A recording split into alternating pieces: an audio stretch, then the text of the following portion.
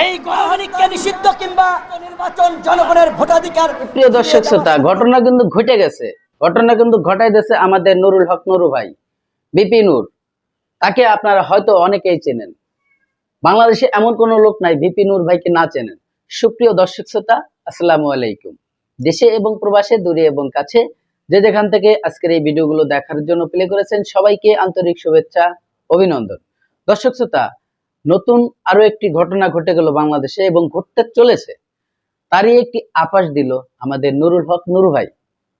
এমন কিছু তথ্য এই নুরুল হক নুরু ভাই ভিডিওর মাধ্যমে আজকে পাবেন, বক্তব্যের মাঝে পাবেন। হয়তো আপনারা বাংলাদেশকে সামনের দিকে যারা নতুন প্রজন্ম হয়ে নিয়ে যেতে যাচ্ছেন, তারই কিছু ধারা বিবরণা এই নুরুল হক নুরু ভাই থেকে পাবেন। প্রিয় দর্শক, আমাদের বর্তমান যে উপদেষ্টা পরিষদ আছে, নুরুল হক নুরু ভাই তাদের উদ্দেশ্যে এমন কিছু তথ্য দিল যেটা শুনলে আপনি অবাক হয়ে যাবেন। আর যদি শুনে থাকেন, অবশ্যই আপনার মূল্যবান মতামত কমেন্টে দিয়ে যাবেন। সে ঠিক বলেছে না বেঠিক বলেছে।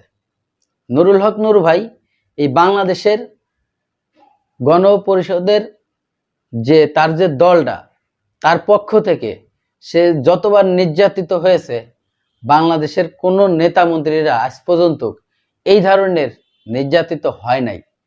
এখন পর্যন্ত গণপরিষদের এই নুরুল হক নুরু ভাই টিকে আছে রাজনীতির মাঠে, কারণ তাকে জনগণ ভালোবাসে এবং তার মেধা দিয়ে তাকে ছাত্র সমন্বয়রা শ্রদ্ধা করে।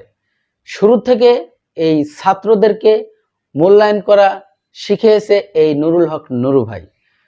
ছাত্রদের দাবি আন্দোলনের প্রধান কারিগর ছিলেন এই নুরুল হক নুরু ভাই। আজকে এই নুরুল হক নুরু ভাই